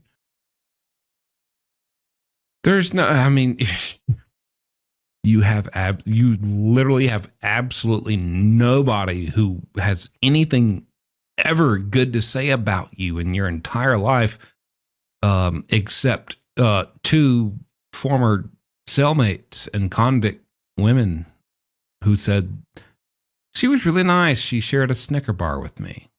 You know, she wiped me after I went to the toilet, and that was pretty nice. You know, she let me use her hair. It was very stiff, and so, you know, it worked. And her hair was very absorbent. You know, I used it after, and so, you know, that really helped me out because we ran out of toilet paper. So, good woman. No way. No, she wouldn't murder George. No. That was the best she came up with. And she's over here dictating what other people and other experts need to do. It's just incredible to hear. Hey, why wouldn't you care about that? I don't have time to care about that right now. And what exactly do you propose I do about it right You have all the time in the world to care about that, Lord Farquaad. Are you kidding me? this moment? Yesterday or the day before, after then writing her an email confirming our friendship and thanking her for everything that she does. Yeah, but like apologize to her and tell her like. I don't need for you to tell me what I've already done. Ooh. Please. It doesn't sound like you apologized to her, but whatever. It's not my thing. Absolutely, just like it did Lana's, you know, and everything else. And then it always comes back to bite us in the ass and say, I told you so. Okay. That's what it is. Ma'am, you can get as angry and upset and fed up as you want. At the end of the day, you're the one serving life in prison, and I'm the one out here going down to the gas station and buying myself a hot dog and a Coca-Cola in a glass bottle because it just tastes better when you gotta pop the cap off and it's in a glass bottle and you just get that Coca-Cola and that hot dog. And what are you doing? Wondering whether or not you should confront your cellmate for putting her pointer finger and her second finger and thumb on your bunk in order to get up to her bunk, as you said in the last video. What? I think that, like, honestly, Sarah, I think that, like, people are going way out of their way to help you, and you shouldn't say, like, ask me if I care. I don't think that's right. I mean, like you could say the same thing to her about me tomorrow. That's your paranoia. That's your paranoia. I've done everything that I possibly can. And the thing is, though, at the same time, you don't have conversations with her on a daily basis. You don't work with her extracurricularly on these things that to try to avoid and alleviate things for you to ask for me to ask you to do. You're not there. You're not in the relationship between me and her. You don't understand. Yeah, but I know I've done I know what I the needed fact. to do, and everything's fine. And she's on a regular basis. She does go like this because she's 16 hours away and has a broken phone and a dying cat. I know the facts, Sarah, and I know that you asked her to do all this work, and then she did it all, and then. I didn't ask her. Remember that. We've already had this conversation. Yeah, we did, and you did ask her, or you said she volunteered, but whatever. I mean, you talked to her about it. You had her doing it, and then you know, and that's I'm not mad about it. I mean, that's between you guys. I'm just saying, like. Do you understand what the whole point of her doing that was? No. Or you don't, and you're talking. I guess. She wanted me to see my document as a whole. Just talking. Go ahead. She wanted to see my document as a whole. She wanted me to see my document as a whole, as opposed to all of these different sections in individual tablet messages. So she said that she thought it would be a good idea for my mental clearance. Ma'am, at this point, it sounds like nobody could ever make a documentary about yourself, make a report about your case, or cover you in trial and represent you in court better than you, which clearly she came to that conclusion herself because she represented herself in court and lost. She's just so right and so smart about everything. Oh my gosh. Can one of these gangs can y'all just beat the crap out of her like one good time and make her shut the hell up? Oh my gosh. Shut up. And sanity to type it up as a whole. So And what you don't understand is that and you're overlooking the fact that, as I've said before, ma'am, you got life in prison. Shut your mouth. my work likes as in a whole progress. Hide and seek. She did. This all this intellect you're hearing, she played hide and seek and killed someone. Hide and seek. Freeze tag. Rock, paper, scissors. Thumb wrestling.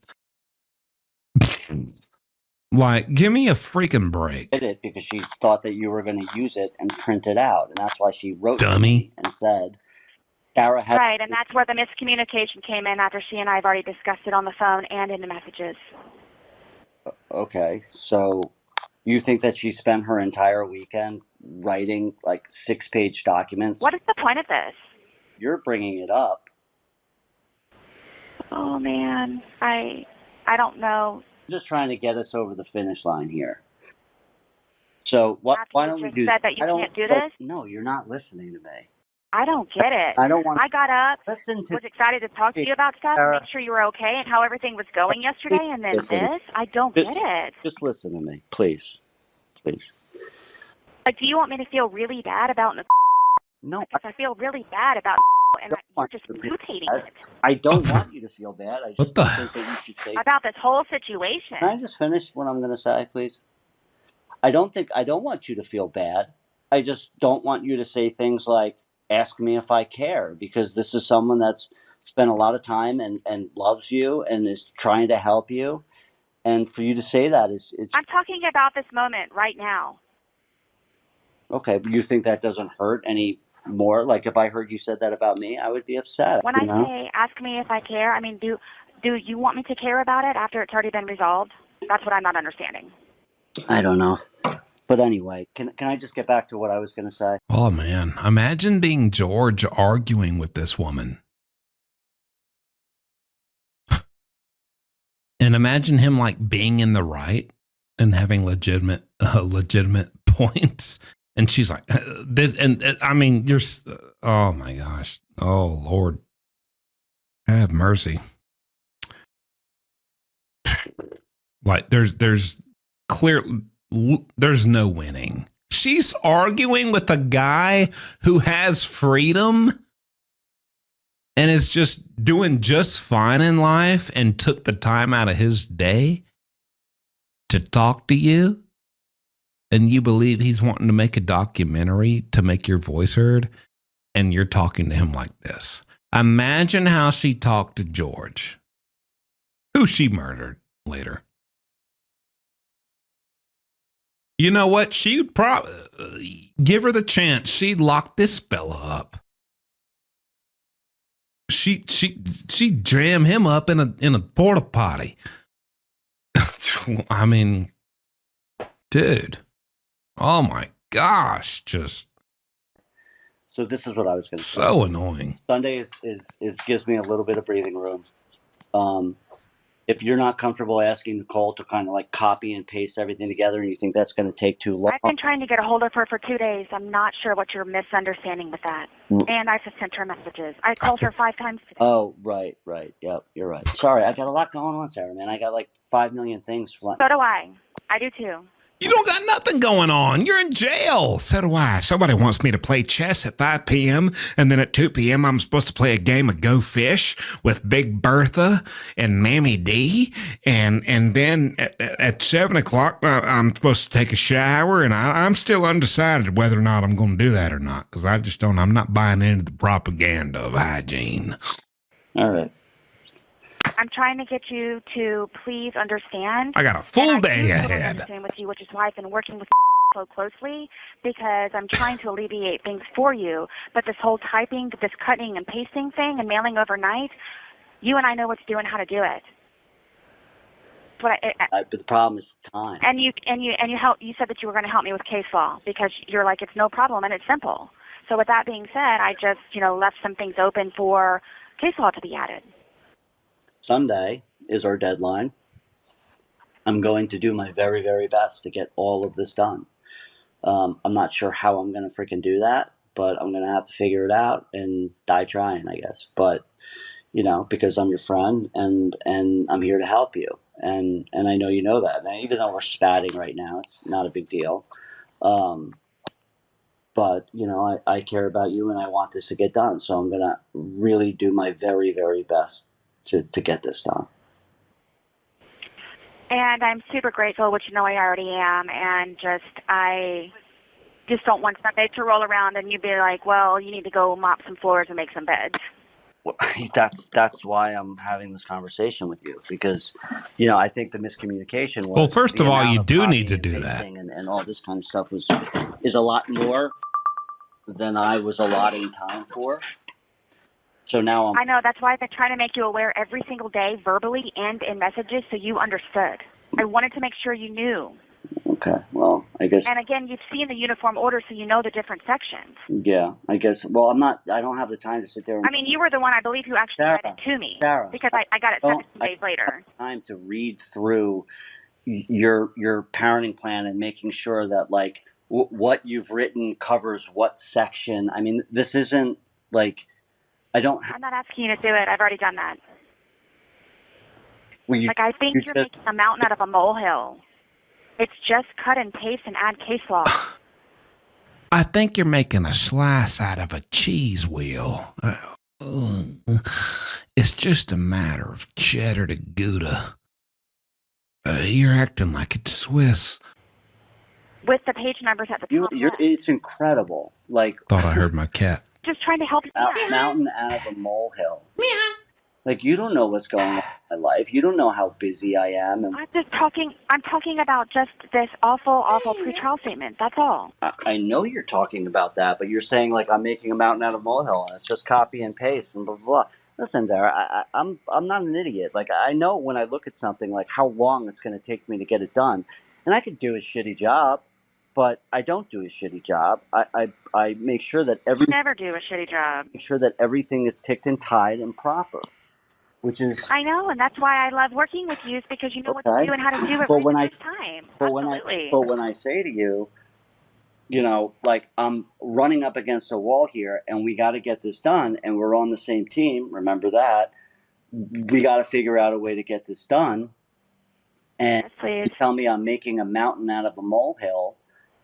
I don't know how else to explain to you that that it's not a molehill. Like, I'm telling you, like we're running up against it, and I know. want to make sure It's not a molehill at all. I've been dealing with it for a month and a I'm half. not going to lie. She's been grilling his cheese for quite a while. I want to make sure that you get what you want committed, to the judge and to the court. Yes, please. I'm overdue. That's why I've put my heart and soul into all of this, and just it is what it is, what it is, what it is. Just I got to get to her. Sarah, let's do this. Let's regroup. We're going to work on this. We're going to get through it like we do with everything else. I really was not trying to give you a hard time. Maybe my language was a little, I don't know, coarse or whatever. It's just because. Good recovery. You know what? There's a couple channels out here trying to attack this guy, being like, he's supporting Sarah Boone. And they're like, actually, they're pretty small, so it's not a big deal. They're weaponizing their viewers and trying to tell them, go attack this guy for supporting Sarah Boone. Like, I think if you have a brain, like, clearly, I mean, I think we can tell this guy kind of resents and is just fed up with Sarah Boone. And then he occasionally throws in there, hey, I'm on your side. Oh, yeah. And I also, I'm having a cheeseburger right now. I love cheese. I just gave my kids, a bag of Cheez-Its. I mean, I'm all about cheese, just to win her, just to bring her back and keep her steady so that we can extract more information out of her. I'm running at 1,000,000 miles a minute. So what I'm going to do is I'm going to wait for you to finish sending me everything that you need to send me. And then if you think that this is a shit storm already, it's going to be a shit hurricane by the time if I send all of these to you at one time. Well, there ain't going to be no shit nowhere. Because all that cheese is getting eaten and consumed. It's going to constipate everybody. Ain't nobody going to be shitting, actually. It certainly won't be a storm. That's why I was trying and thought it was a good idea also for like a few little pages here and there that trickle in, that it might be something that you could sit down for 5 minutes, 10 minutes, cut and paste, add your case law, wait for the next one to come in. In theory, that's awesome, but it's just the way things are going right now. It's like you'll spend a day doing this once you get everything, and I don't even know last minute if you're going to be getting everything. So as I send it to you, that's why I've just been waiting for verification. All right. The point is this. Let's refocus.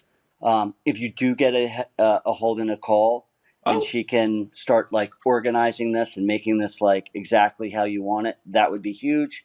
If she can't, okay, we'll deal with it. And I'm just gonna keep moving forward. Okay.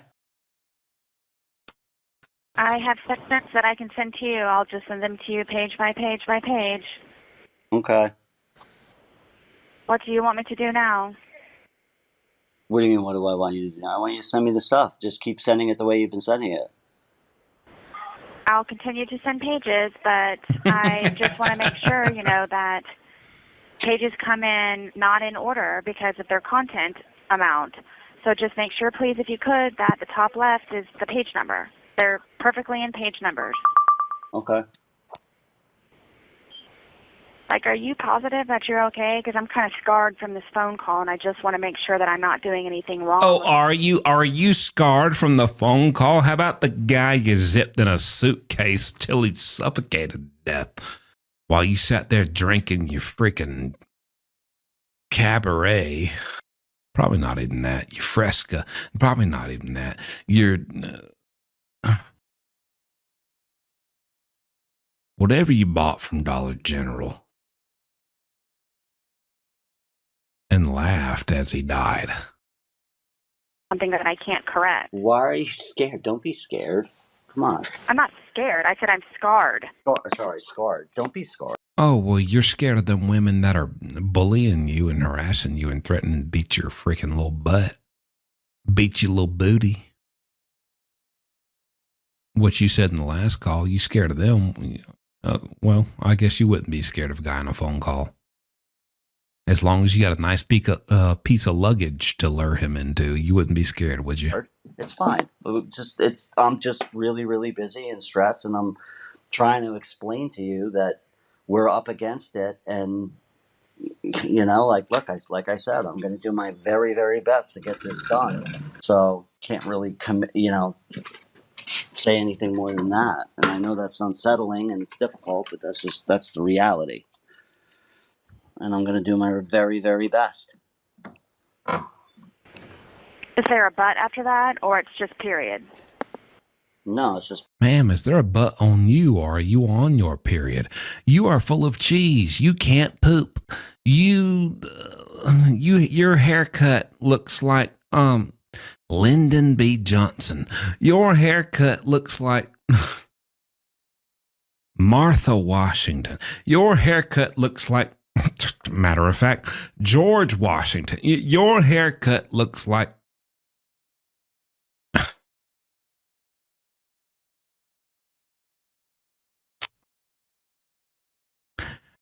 Let's continue. Period. Why? Because as I've explained to you in my life, I've been disappointed in so many ways where I just don't know what to expect, and the shoe always falls. The other shoe always falls. And I just want to make sure with this. The zipper always zips. I tell you, every single time in my life, the zipper on the suitcase always zips. Yeah, ma'am, you zipped it. What do you mean the shoe always falls? What are you talking about? My hair always falls short.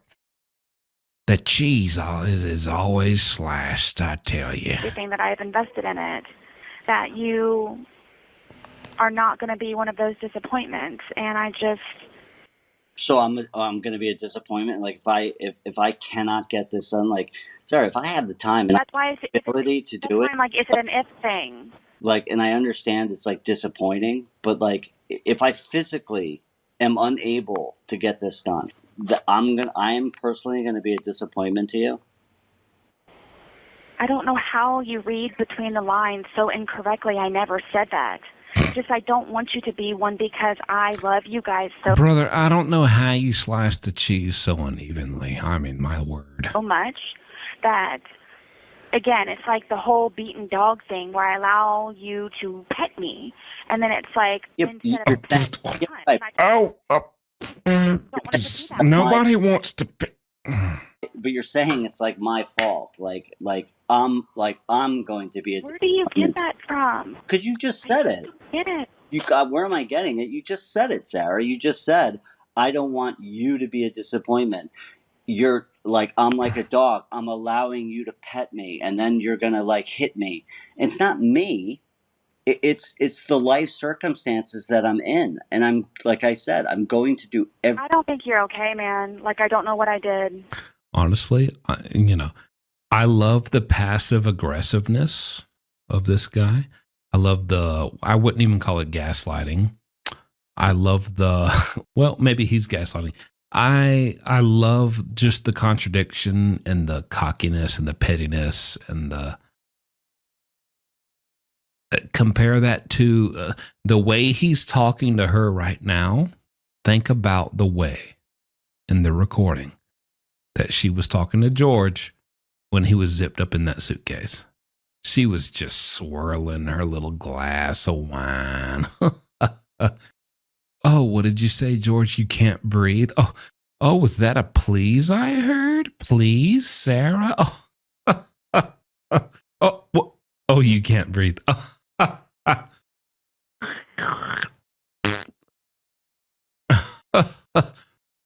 Maybe now you know how I feel.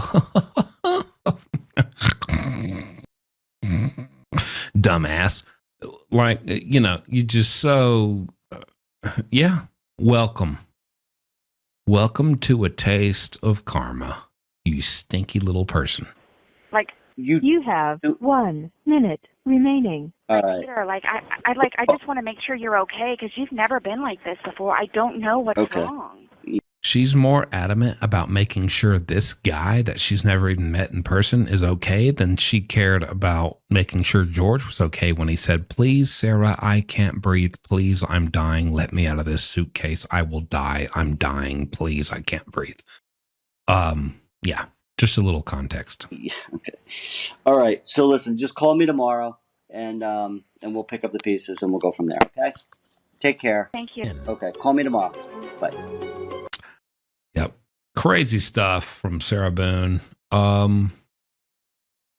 But yeah, get that framed up. Hope you enjoyed this. Trust me, a lot more to come. I had a very good conversation with this creator who has all these calls today. And we're going to start a new series, baby. Okay. So if you're interested, tune in. I will be covering other things in the meantime, in between, all through this week. So don't worry if you don't give a crap about this. Stay tuned. We'll be doing more stuff. But if you do want to like this and want more, it's coming. And if you don't want to hear all my yapping, head on over to the Third Rail YouTube channel. Other than that, I will see you next time.